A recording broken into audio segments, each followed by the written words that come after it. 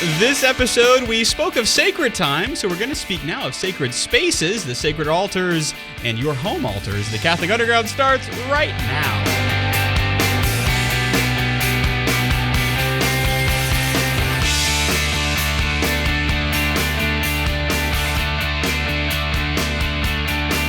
You have hit play on the Catholic Underground. We are a podcast, surprise, cutting through the noise of the digital continent and bringing you the topics that matter. It's episode number 438 for those of you who might be keeping score on your, tally sheet at home. Yep.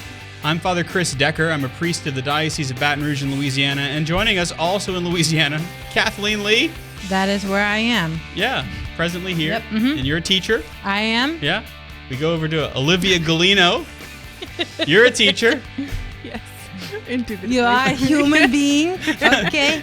You're human. You're a robot.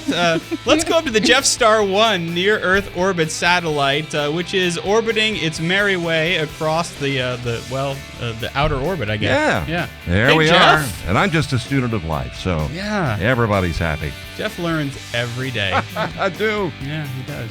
Also in the ball pit this evening, switching the video for us, is Albert Dupont. Ah, surprise. You thought we were going to say Ed Ball. Yeah, Ed actually got clearance to go visit his mother up north. Excellent. And so he hopped on a plane and did that. And we said, yes, get out of here. Go visit Goodbye. your mother. Northern Florida, that is. Northern Florida, yeah, up north. North to us. Yeah, it is north to us. I've seen how those latitude lines work. Mm-hmm. Yeah. We know geography. We're teachers. Yeah. That's right. They teach things. Yeah. Uh-huh. And so what we thought we would do is learn this episode. You might remember the last time we were on before quite possibly the strangest Mardi Gras on record for us in Louisiana. So all of you who watch us on Catholic Faith television, and for those of you who watch us on Catholic television all around the United States, you know what snow is in most cases. We don't. We don't. No, we don't. And so our Mardi Gras, our Monday and Tuesday, Lundi and Mardi Gras, we're frozen here in most of Louisiana. Yeah. And in Louisiana, things shut down completely. Well, I honestly think it was a distraction from this year. One of the greatest sorrows that we have faced satirically. Okay, let's is that they canceled Mardi Gras in New Orleans and most of Louisiana. Yeah. They said that's enough. We barely got through Mardi Gras last year before the great COVID apocalypse happened, shut everything down. And so this year they decided, we're gonna shut it down completely. And everybody was like, oh no. And then they're like, and on top of that, to make sure that you crazy people stay inside your homes, we're gonna freeze the Deep South. Mm-hmm. Yeah. And they did. And it was. Wait a minute. Are you saying that the mayor of New Orleans has a weather machine? I don't know, but I'm pretty sure that it was the Lord saying, I know you people, and you will find any excuse to get out and party. And they did. And so he shut us down. Right. Yeah. So we did have a strange. That's why we were off the air last weekend, is because everyone was in the hunkering. Yep. But then, of course, Ash Wednesday came, as it always does. Yep. And we kind of dove into Lent. Yeah. I think this is like what's that you're all going to kill me, but Lord of the Rings is like second breakfast. This is like fourth Lent. I feel like it is. It doesn't feel like last Lent ended. Yeah. And so it feels like we took a deep breath and now we're like just in Lent phase 2. Mm-hmm. Yeah. I think though, for me, I don't know, I can't speak of course about the state of your soul, but I really was looking forward to Ash Wednesday this year. Really looking forward to the Lenten season, and for some reason, there's some fruit that's blossoming early in my heart, and I wonder if it's not because we had such a long Lent that never really ended, and so there's some richness in the water that we're drawing from. I think that we're called to draw from this Lent. Yeah, I think you got something there, because for me, Advent and Lent are always seasons that I tend to kind of like I don't know the right word for it, maybe like outlast or survive. And by the time I'm like right about to get into it, it's like, okay, it's over. And I'm like, oh God, okay, thanks. Phew. Right. And so I really think for me, and I think I said this, I've said it since last summer, with the continuation of this Lent in our Lenten lifestyle, for me, the Lord is like, no, sit in this for a little bit longer, right? And every time I'm like, okay, I'm ready to get out, He's like, no, you're not. Sit back down. And so, I think it's that there's good for your soul. Yeah, there's something to that. And I think, the discussion has been, with my circle of people is like, there has got to be something in this time in the world that the Lord is trying to show us, trying to prepare us for. And whether that's one big thing or, many small things for different communities, for different individuals, I really think that this is an opportunity to sit in that and to wait. I suspect He's calling us once again into the ark of the church. I suspect that's what it's all about. Yeah. He's, you heard the letter from Peter today at Mass. You know how many people were actually that went into the ark? 8 of all the people that were on the earth, because they were so wrapped up in themselves, they didn't even notice the water was moving past their head. And I suspect at this time, I am no prophet. I am merely a priest, but I think that the Lord is calling us into the ark. And, the world calls it quarantine. We call it building the ark. And that's why we're talking about sacred spaces today, because we talked about sacred time last episode. Sacred space is really important as well. And so we really want to dive into this kind of from the general and going all the way down to the specific, as we have done. And the most important thing to realize is that the Lord, first of all, creates out of nothing, and then there is chaos, and then from the chaos He orders. Yeah. And so really the very first sacred space, we could say, is the Garden of Eden, right? Yeah. That's the first place that God wishes for us to meet Him. Yeah. Well, and I just taught this to my seniors. I spent like 2 weeks on this, which was quasi-intentional, but also kind of a surprise to me that we ended up spending that long on it. But I bet they're interested in it too. Yeah, because there's so much in there. But one of the things that they realized as we were talking is that, and I tried to bring out, especially as we tried to connect it to the later temple, is that the Garden of Eden Eden is actually, it's not the name of the garden. Eden is the name of like God's residence, right? God's palace. And the garden is like next to it.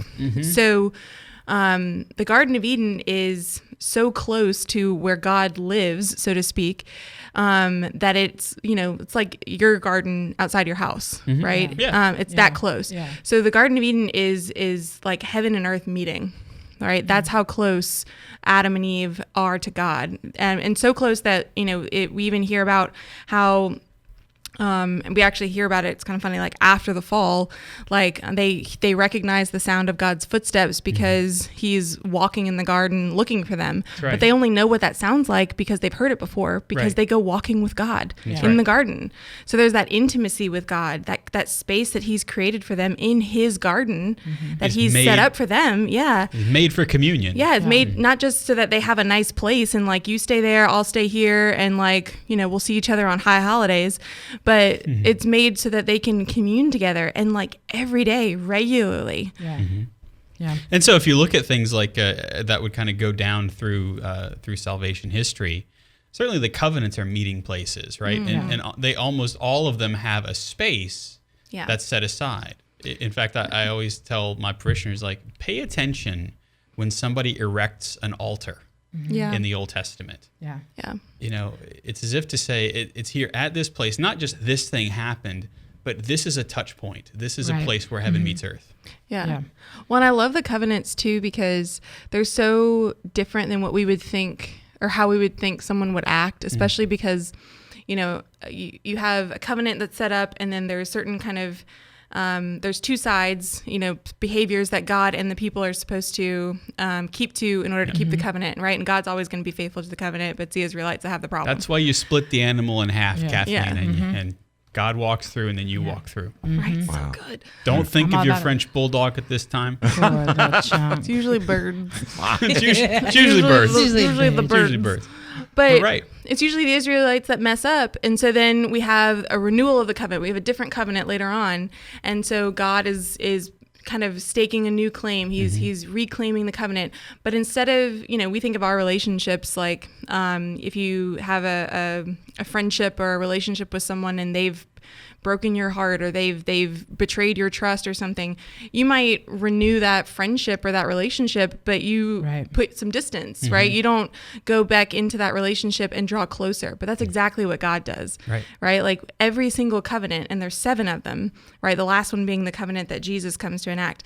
Every single covenant, God is drawing nearer and nearer and nearer until he's literally enfleshed. Like he can come no closer, and like that's the beauty of like God's relationship with space, is that he's not afraid of being close to us. That's exactly what he wants. And he's not afraid even of like how much distance they want to put between themselves and God. And he's not afraid to draw himself into their mess. That's right. Which is why, Jeff Blackwell, when you go to the Adoration Chapel, the word adoratio means mouth to mouth. Wow. Now, I learned something. You are touching as close as you possibly can the God of the universe, preparing to receive him in Holy Communion. That's why adoration is what takes place before we receive Holy Communion, right? The Ecce Agnus Dei, the Behold the Lamb of God, that's a moment of adoration. Behold God's love for you, as was said from the temple. Of course, the temple was one of those places too that man had a desire to build, right? That's what David wants to build is a temple. He realizes, well, with Moses, there was a meeting tent. There was this movable temple, if you will. And David, from his heart, wants to build this solid place for the Lord to dwell. Well, and just like I talked about this with my 6th graders. We just went over this, and I talked about the significance of that. What was the difference between this movable tent and the temple? And they were like, I don't know. And I was like, yeah, it's a permanent. Like it shows that the people were now in the promised land, and this was where they wanted God to be with them forever. And the significance even of that, and when we talk about sacred space, when we talk about, later we'll talk about, a little bit of church architecture and all that, it's significant, to make a space a place where you meet God, whether it be a church or a temple in the Old Testament or a burning bush in the Old Testament, or just your own home space. What you make that space out of and what you make it to look like is significant. Whether it be a transitional place or place, what kind of worship is going on there, it's significant. Ever since I entered the seminary, I remember the very first thing that I did in my seminary room, as an 18-year-old, fresh out of high school, I had the crucifix from, I believe, I don't remember where I got it from, but it was the first thing that I hung in my seminary room. And for some reason, that became a thing. So every seminary room, as you transition to a different room or a different seminary, and the first thing that I would place would be the cross, the crucifix. And now I do that for rectories. Whenever I've changed rectories, the first thing that goes up is it's usually that crucifix, as a matter of fact. I was going to ask, is you still have the same one now? Because there's a significance to that of saying, Lord, I ask for you to dwell here and make this place the place of our meeting. And that's a temple, but it's also your living room in your home. The place where you want the Lord, where you beckon for him to meet you. How many bedrooms don't have crucifixes? And how many husbands and wives have marital troubles because they don't invite the Lord to dwell? How many single people have relationship trouble because they don't invite the Lord to dwell actually in this space where we live? How many priests and seminarians have trouble because we don't invite the Lord to dwell in this space where we are? And it does need to be an invitation. It does, God's never gonna He's going to wait. He's going to, he's not going to barge that door. He created the stuff that made the threshold, but he won't cross it. Yeah. I love that. If we don't invite him in. And just like with David, I love it's 2 Samuel 7. Like I love what he kind of like one-ups David, right? Because David's like, I want to build you a house is the word, right? A bet. Yeah. In Hebrew, like I want to build you a house, and God says, and I'm going to make of you a house. Oh, you're going to build a house for me? He's like, that's really cute. Yeah. And that's going to happen. It's not going to be you who does it. It's going to be your son. But I'm going to make of you a house. And he's talking like a dynasty, like a family line. Yeah. And I'm going to dwell within that line. And he means it because Jesus comes from the line of David. That's right. So he is literally going to reveal himself completely and fully in the line of David. And all it took was David to just realize, you know what? God didn't have a place to live, and to want to do something about it, to have an openness of heart, and God just explodes with generosity. That's right. And then if you want to kind of look at another little layer of that, because this is the year of St. Joseph, Joseph's name means God will increase. Yeah. Joseph is of the royal line of David himself.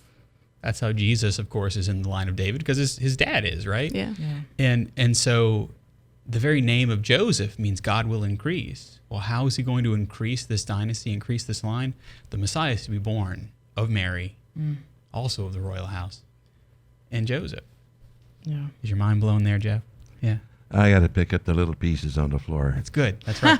But do you see, like, so great is God's love for us that just a simple dwelling of brick is but a sign of the indwelling that he wishes to have within his people, within us as individuals. But that's all the more why we build houses for God. We build these temples. We build churches and things of that nature. And all these places are places of meeting, of communion, of coming together, communio, right? Of coming together as persons. And that's where covenants take place, right? Covenants are exchanges of persons. Yeah. And that's really why we have this desire to meet God and to have a capacity to make a place for him, a space for him as well. Yeah. It's interesting, though. I suppose maybe we should take just perhaps a brief moment here to remind you what you're doing. You're watching and listening to the Catholic Underground.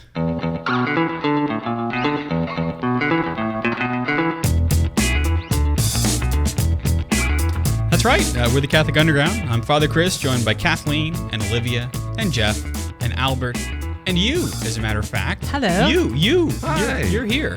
We're glad that you are. We're talking about sacred space. And we talked about our capacity, our desire for it. And now we talk a little bit about what sacred spaces are made of. Because obviously anything will do, the best that you got, we offer to the Lord. Yeah. But oftentimes, if you look at sacred spaces here in 2021, it's gold. Yeah. Gold or marble. Yep. These are bougie stuff. Yeah, these really expensive-looking things. Yeah. Well, and I think a lot of times people will question. I don't know if you get this, but like, why are your churches so full of gold, and why is it why is it that you spend so much money on that? I'm like, because it's the house of the Lord. Yeah. Like, Why would we hold anything back? Yeah, it's the best that we have to give, and I think there is. There's something to say if you're spending, billions of dollars on your church interior and not taking care of the people in your community. But that's not, I think is what some people insinuate, but it's not what, what happens. And it's not even the truth. Cause what people don't realize, just to cover this, factually speaking, like the church is the largest nonprofit organization, charitable organization in the world. And that's verifiable, factually speaking, financially speaking, but also, when it comes to the amount of resources that are spent on, obviously a lot of the churches that we have are ancient or are old, right? But on not only the church structures themselves, but the things that go inside them. There's money, resources that are spent on those things.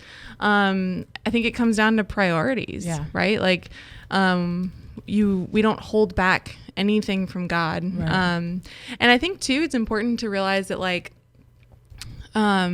a lot of what we do when it comes to our worship, right? Well, number one, that's like literally the reason that we're created, right? Because it's not just worship like servant to master, right? It's worship in the sense of like family, right? Like this is how we have communion with God as as like sons and daughters to our Father, and this is like the covenant relationship that God wants with us, right? So that's priority one. But also, like, this goes back to, like, the Garden of Eden.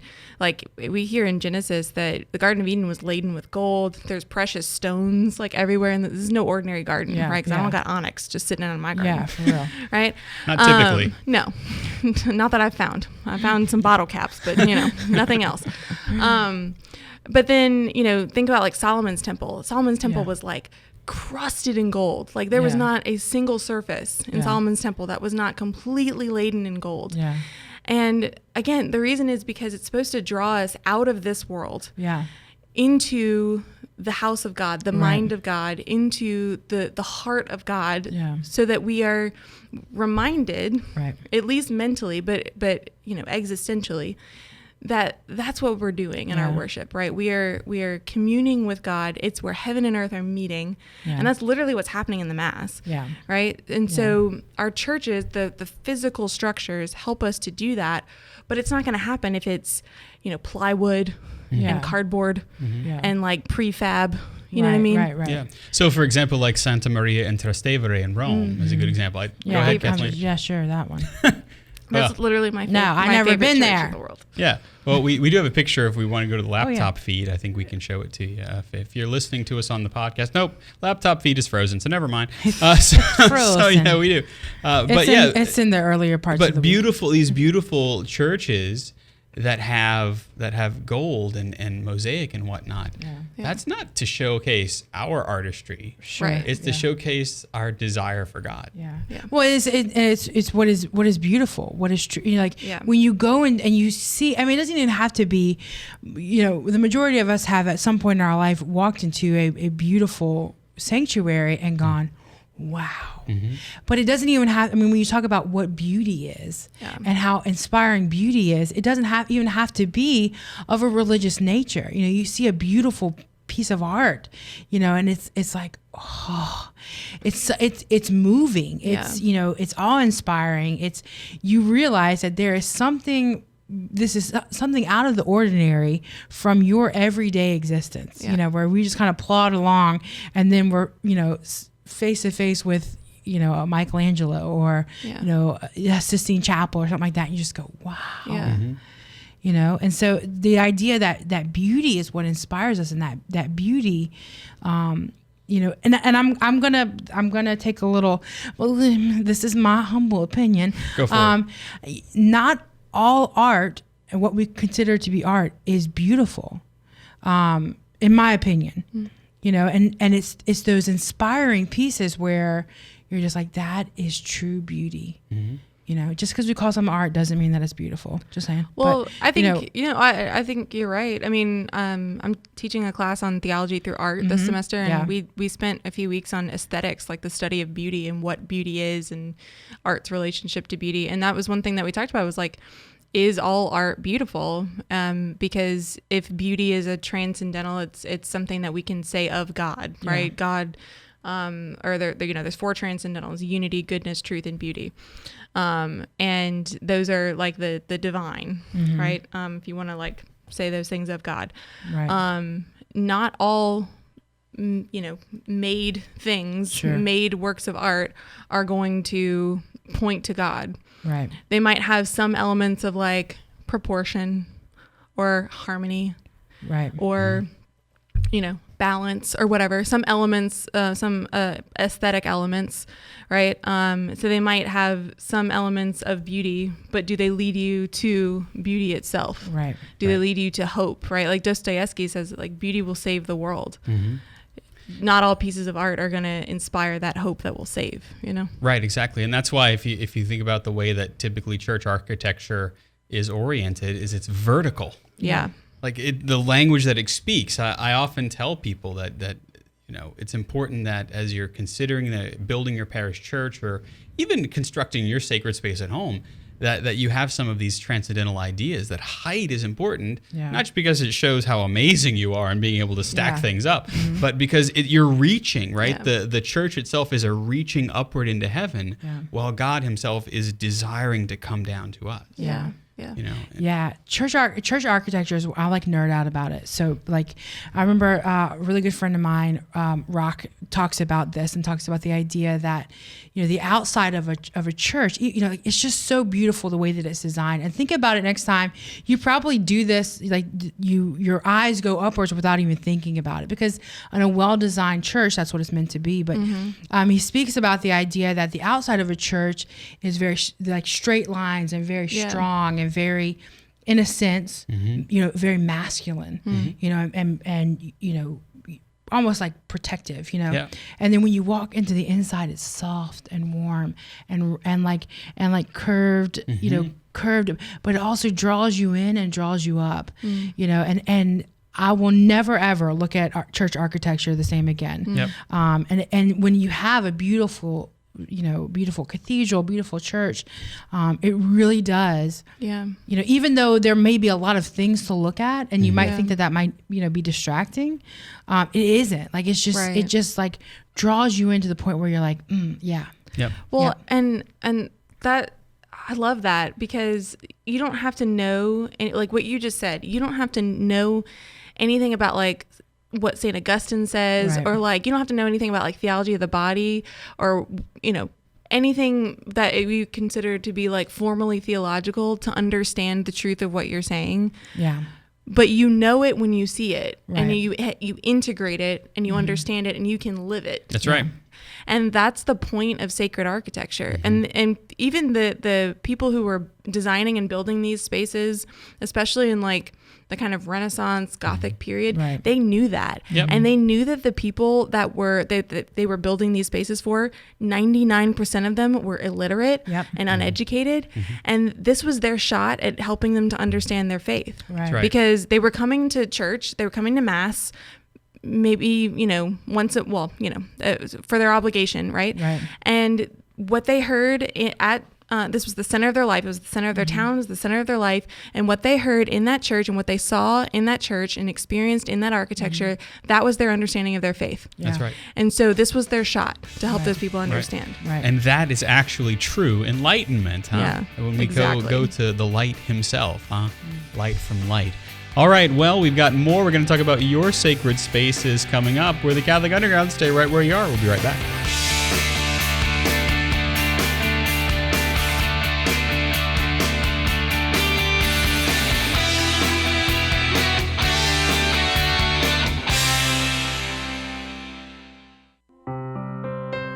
Hail, Holy Queen, Mother of Mercy, our life, our sweetness, and our hope. To thee do we cry, poor banished children of Eve. To thee do we send up our sighs, mourning and weeping in this valley of tears. Turn then, most gracious Advocate, thine eyes of mercy towards us, and after this our exile, show unto us the blessed fruit of thy womb, Jesus. O clement, O loving, O sweet Virgin Mary.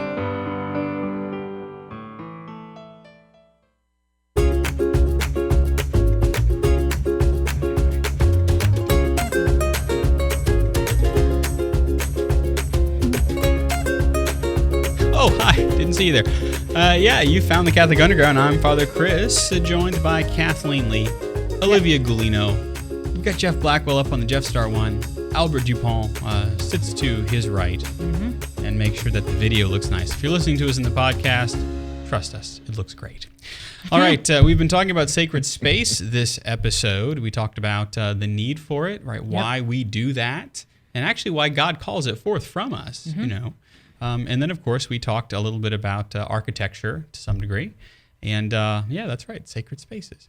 And of course, we are also going to talk about our own personal sacred spaces. Just fair warning, you all sent in pictures. Yeah. And I, before the show, loaded them all up into my program. Working fine. Perfect. But now that we're doing the show, it's not working. It's So, Oh, yeah. don't tell And no them. one it can is the learn. way it goes. So So we thought maybe perhaps we could describe some of our sacred spaces. Well, first, I want to say, like, for those of you who send in pictures, thank you so much. Be looking out for that on our social media. You can follow us on Instagrams and the Twitters and all the things, and we'll say all those at the end of the show. But we're about to blow those up, and we're going to be looking for some interaction. We'd love to feature some of your stuff on here. So we had asked, what are some of those sacred spaces? What are some of those maybe churches that you love, or retreat spaces that you love? Or, being that many of us have spent a lot of time at home these days, some of us were kind of thrown into this idea of having to part and parcel out our home, and to make space and make intentional space, because where we once were able to leave and go to another space to worship and go to another space to work. Some of us, it all happens in one place now. So to be intentional about that space, especially in your home, is very challenging, especially for those of you out there who you have many people living at your home, and many little people living at your home. That might be a little bit more difficult. For me, I live in a 1-bedroom apartment, so space is limited. And for myself, I know I'm looking at getting a house, and the idea of more space is just blowing my mind. I don't know what to do with it. But now that I'm in one place, I had to be creative. And so I have in my apartment, I have what's called my cross wall. And I have... I think we might have it. Hold on. Oh. Yeah, if you're listening, there it is. Yeah, we got Kathleen's sacred space. So. Yep. There we go. Yeah, there it is. And so these are crosses that have been gifted to me, and also everywhere I go, I travel, I pick up a new cross. So if you see the tiny cross there in the middle, that's from our dear friend Roberto. Yeah, Roberto. But they all have meanings to me, and so my space I had to be creative. Is on my wall. I have a lot of sacred art as well. I'm looking. Because you commission stuff too. Yeah. Well, I mean, I have a lot of friends that do Catholic art, and so I think that is one of the greatest things to support as Catholic artists. It's a great thing to put in your home, because it makes you walk by and just go, okay, Padre Pio, I see you today. It works on you. Yeah, and then like when one of them catches your eye, and they're beautiful paintings. I wish I would have taken pictures of those as well. But when one of them is just staring at you extra hard, a day, you're like, okay, I see you. That's right. And it's looking right back. Yeah, tell me what you want. Our beautiful. It's almost like a sacramental of Eucharistic adoration, right? Yeah. Ooh, it's an infinite regress. It's a sacramental of a sacrament. Because these images can be sacramentals for us, right? Because sacramentals, Jeff, point us towards the sacrament. Absolutely, yes.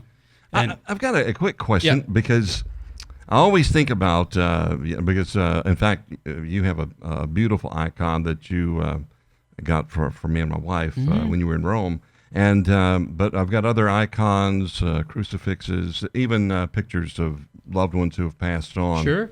But does that sacred space, does it need to be blessed by a priest, or is it necessary? A lot of the items are already blessed. Well, let me tell you, Jeff, that is typically what is done during the season of Epiphany. In fact, it's not uncommon for the priest to be invited over for Epiphany to do home blessings. Yeah. I see. And so as you bless the home, so you bless the general space, right? Yes. And then you bless each of the rooms. And then certainly a blessing of the home altar is definitely something that can be done. Yeah, absolutely. It's a very good question, because I know a lot of folks wonder about it, So let's see. We have another sacred space here. Let's see if I can find Olivia's home altar. Yeah, mine, like Kathleen's, is that's not mine. Mine is very humble, we'll say. It's very humble, yes. So, and you'll notice there's a big speaker there because it's next to my record player. Anyway, it shares. You have a record player? So I do. That's beautiful. So I have my sleeping St. Joseph statue, and I have a little felt letterboard where I'll put different, if there's a scripture that I'm praying with or something. I'll change that up. I don't think I have the felt board there. Oh, that's okay. But so it's literally just a small little alcove kind of thing. But it's where I keep my prayer cards. It's where I have like some St. Joseph oil, like that's like from a shrine. I keep holy water, and that's where I put my prayer intentions. I have an icon there of the Holy Family from Bethlehem. I almost accidentally entered into an arranged marriage, and that was the fruit of it. Anyway, so things like that. That was the only fruit, right? Yes, for the after show. That was like a consolation prize. Anyway, I'll take your icon, and I'm headed to customs. Yes. It's a long story. Anyway, so it's one of those places where I don't have like a pray to or anything, but I do get to like. I will go and put my prayer intentions there and put them under the head of St. Joseph and I see you've got some there. Be really intentional about like, all right, these are the things that I'm praying with, and it's in my living room. So I pass by it multiple times a day, and I kind of will touch my hand to St. Joseph, and so it's one of those things where it's like, I need to live with, or it encourages me to live with those prayer intentions and to live with those particular saints or that particular scripture, whatever it is. That's really what the sacred space is in your home for, right? That's why you set that little tabernacle aside, right. is to remind you of the desire God has to be in the midst of our stuff. Michael in the chat room says, such great points on art and how it draws us to God makes me think of the scriptural meaning of the rainbow and its natural artistic beauty. The Lord paints with the seven, surprise, seven cardinal colors that he gives us in the bow that he sets in the clouds. And that is a beautiful artistic representation of a covenant, of his covenant with us. He says also, this discussion is definitely a reminder of the importance of Christian art as an emphasis for catechesis to our children. Yes. Yeah. That's the beautiful thing, right? Is that in the same way that medieval artists would make stained glass and these carvings for those who perhaps couldn't read, our children are learning to read, first of all, by watching us and what we do and what we take in. Yeah. Well, and John Paul II talks about that in his letter to artists, and Benedict echoes that in his message to artists too, that we should make a masterpiece out of our lives. The kind of foundational art that we all should make is our life, right? That's our canvas, so to speak. But that artists in a particular way are called to do that so that we kind of draw the masterpiece out of everyone else. Yeah. Right. But that's the evangelical side of art. Right. The evangelical side of beauty, that the artist and you can speak to that more than I can, Father, but the evangelical side of beauty is to draw that out of people, to draw out the desire for that masterpiece, but also the how. That's right. Yeah. Kathleen, did I take your train of thought there? No, I thought about that earlier about the stained glass and how I thought that was today we look at stained glass and we're like, ooh, pretty. Let's the light in, so nice. But it used to be a catechetical tool. Yeah. And that's how people and still is. Yeah, sure. When it's representational. Yeah, right. I thought that was such a cool. And another thing of there was importance to letting light in when there was no real light source of candles, but that also had a spiritual function as well. Yeah. That's right. Yeah. Let's see if I can find. We were talking about some of the other things. So, the cathedral in Cologne in Germany is high. It's this big Gothic, cathedral, and it rises out. So even in your own home altar, you can do a little. Something that might be more vertically oriented. Elevates. Yeah, exactly. I think I have a picture of my home altar somewhere. I'm glad here. we did yours last. See if I can find it. Let's see. I'm going to just cycle through some of my images here. You literally have Jesus in yours. Oh wait, hold on. Let me. This is Victoria Marie Miller Close's home altar. Yes. So cool. So she's got her cupboard under the stairs. Yeah. Is icon rich. Some beautiful statuary there. Yeah. So as you're passing it, you can't help but go, okay, Lord, what are you drawing my eye to now? And one of the things that I believe about the sacred art that I have in my house is that the Lord specifically kind of will kind of tug me in a direction and move my eye towards something, you know, as a place to pray. Let's see. Kathleen's sacred space, and then mine. So, I mean, I cheat, right? Because I actually have a little space. I have a little space to have a home chapel, as a lot of priests are kind of doing again. And of course, for those of you who watched the live stream during El Lockdowno, this is where I live stream Mass from. And so my newest addition, of course, is my statue of St. John Birchmans. I've been looking, and relic of St. John Birchmans. I've been looking for this. St. John Birchmans is my patron, my confirmation patron. And I was able to find a statue and a first-class relic of him. And so I've been making a spot for him. You can see that I have other lights and stuff there. That was for TV cameras. So I just haven't taken some of them out. But you know what's funny? Oh, not funny. You know what's interesting is, you know, the way that we light things, you know, the candles that we light, the music and the art in these sacred spaces. You know, when we visited this space, you walk in and you know immediately. You know immediately that, you know, that there's something different here.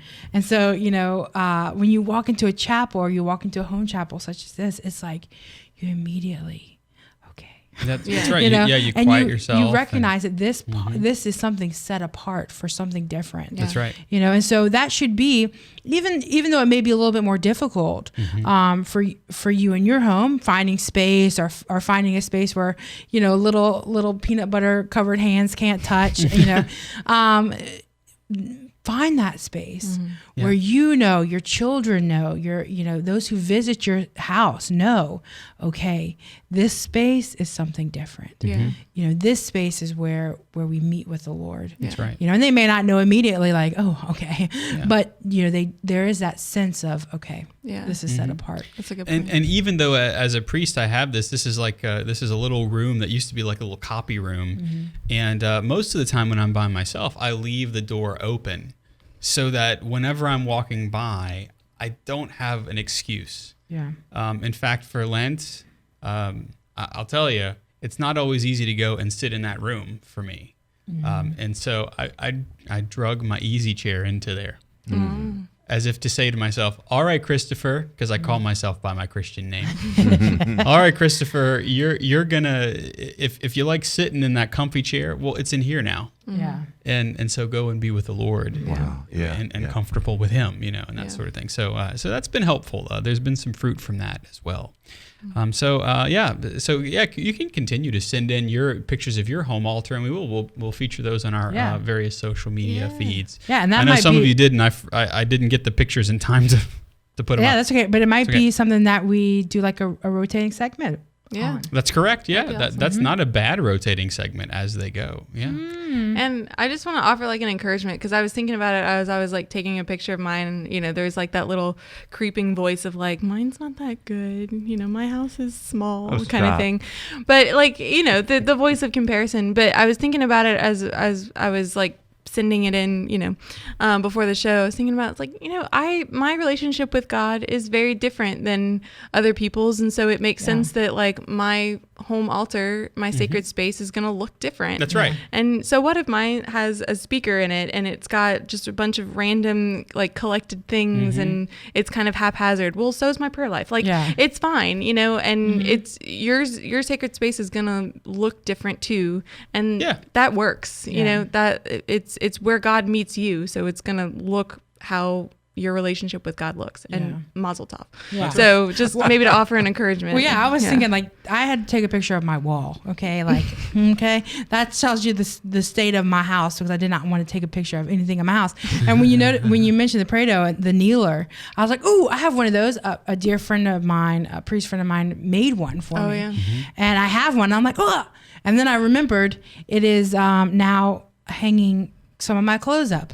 So, right. And so when you think about, you know, the things that, you know, in my mind, I'm like, okay, Kathleen, you got to be a little bit more intentional on that, you know, but, you know, thinking forward to when I get a house, like I already think, where am I going to place that? You know, where am I going to put that? So don't send us what you got. You know, we'd love to see, like Olivia was saying, that's beautiful. That is a good and an interesting point. If you're building a new house or moving into a new apartment or something like that, what if the first thing that you think of is not how big of a bed can I get, Right. you know, but where's the prayer space going to be? Yeah. Where is the little tabernacle that, even though I may not have the Blessed Sacrament there, you know, because that's very difficult to do if you're not a priest or a bishop, huh? Right. But to be able to say, where's my little meeting tent? Where's that going to be in the house? It doesn't have to be big, you know. Yeah. Yours is a bookshelf, right? Yeah. And Kathleen, yours is a portion of the wall. Yeah. You know.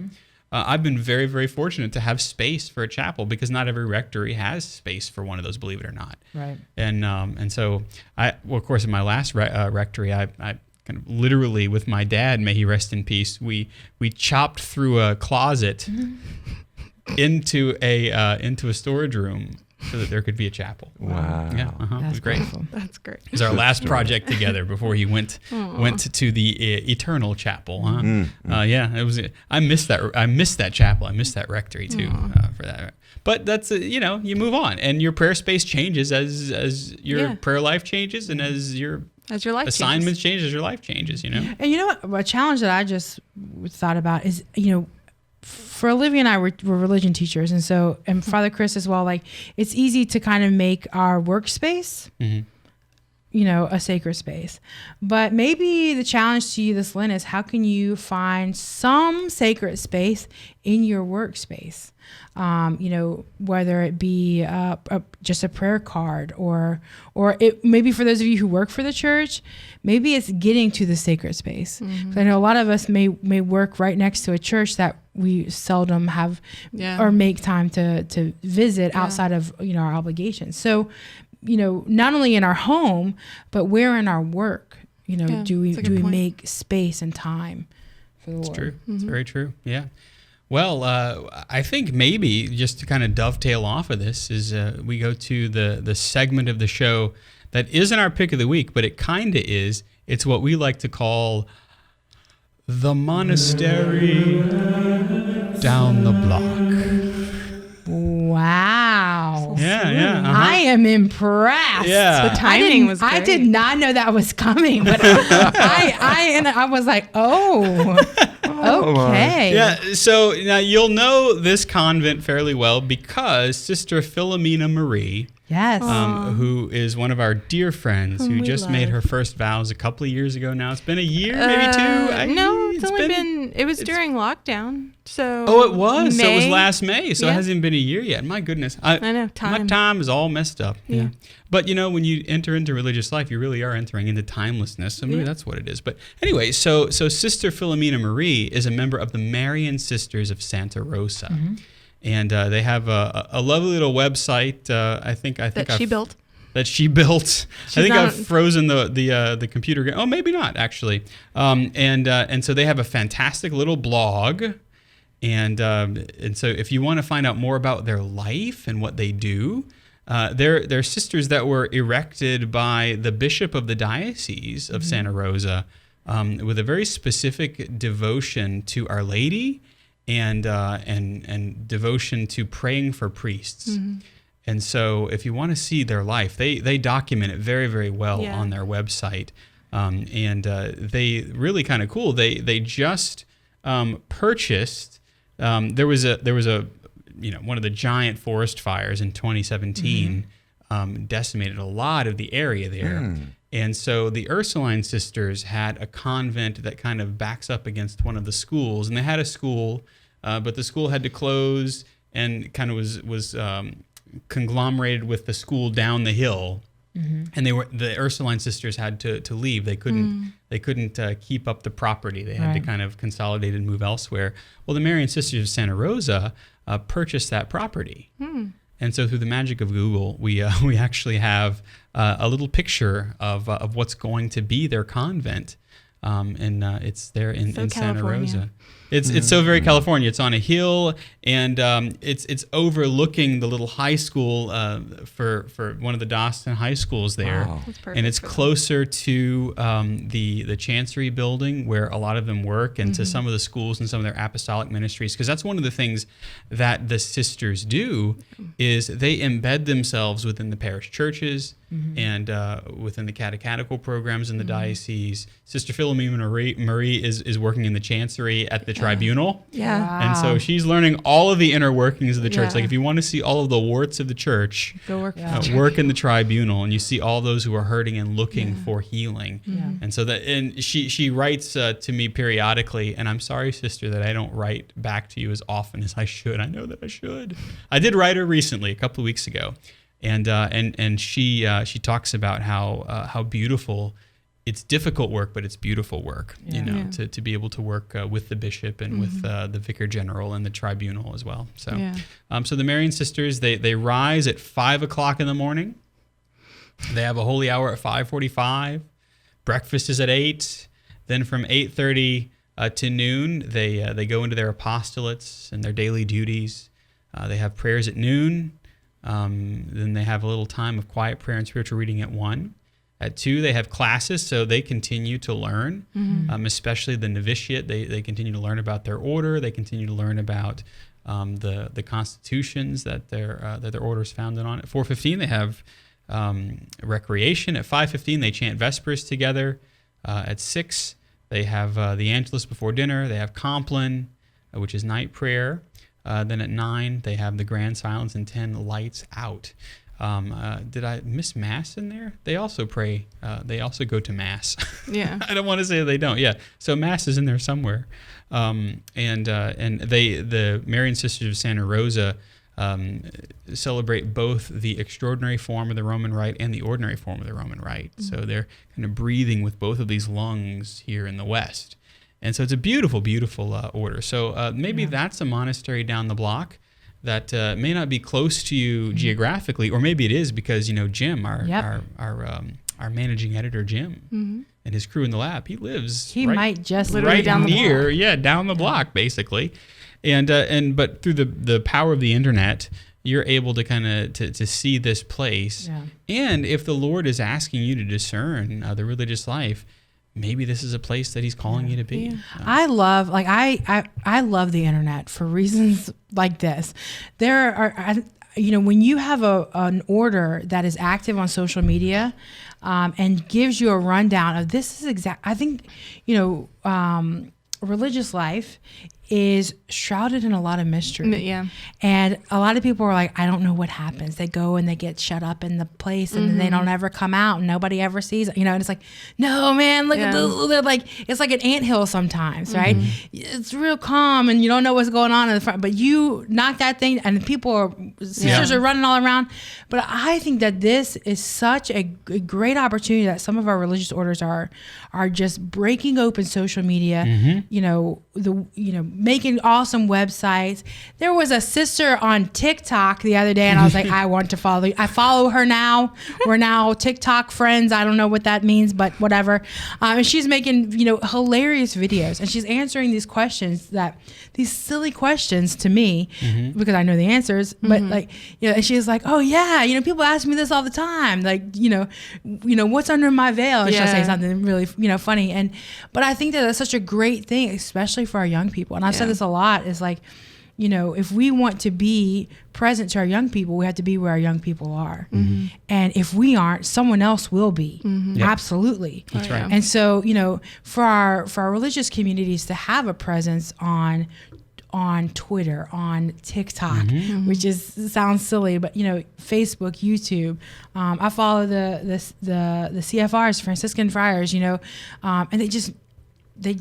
they exude joy. Yeah, and they show like, hey, I'm a normal person and I know how to use a computer. And we're just as abnormal as everybody else. That's right. I did a project with my 8th graders where they researched religious orders, and some of them were like, they had like videos where they talked to us, and I was like, because they're so normal people, It's not the 17th century inside their monastery. So I think that's incredible. I love it. So the Marian Sisters of Santa Rosa, I should have just read the fine print here. So at 5 o'clock, when they hear the bell, they arise, and it says that the bell signifies the voice of the beloved praying, I will arise and put on Jesus Christ crucified, whom my soul loves and in whom my heart rejoices.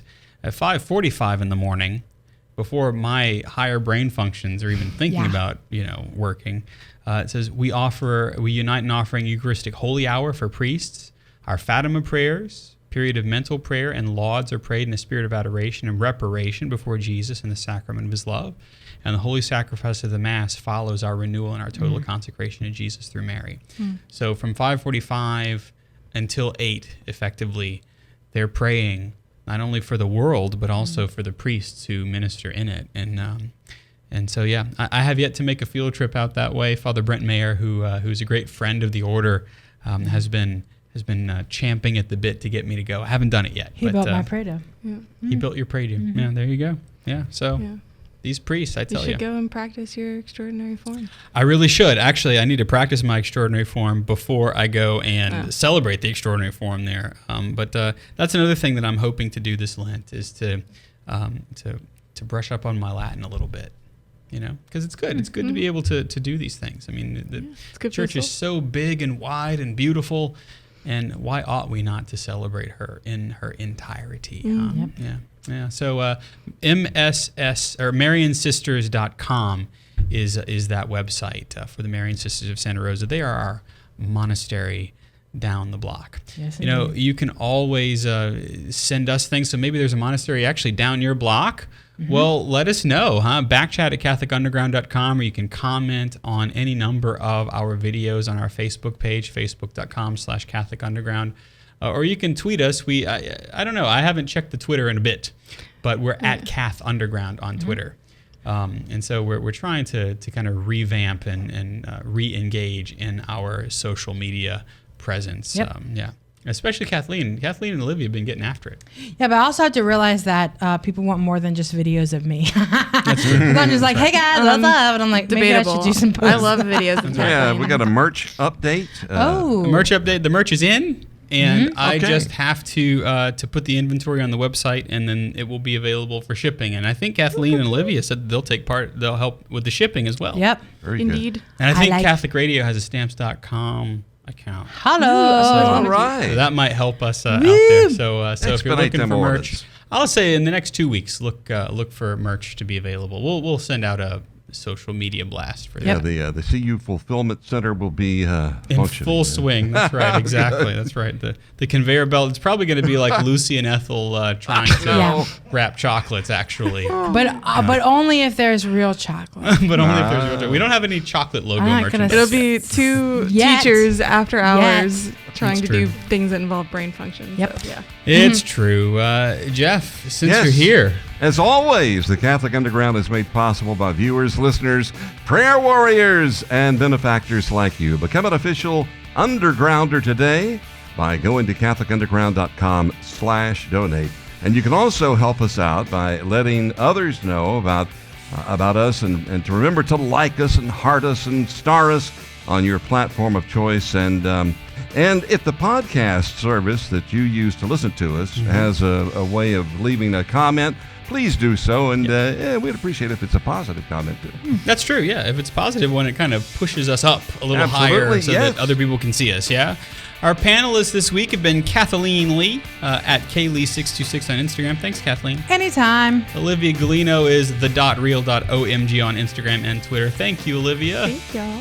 Also, Jeff Blackwell is our technical director. He's at Jeff Blackwell us on the Twitter. Yes, indeed. It's a privilege to be here, Father. Yeah, glad to have you back. Albert Dupont is our video director.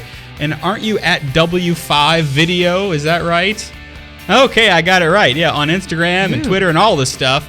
Jim Hayes is our research assistant, and he's got his crew in the lab there as well. And you know me, I'm Father Chris Decker. I'm on all of the things at Digital Catholic, Twitter, Instagram, basically everything. You've been listening to the Catholic Underground, cutting through the noise so that you can find that still small voice. We, my friends, will see you next time.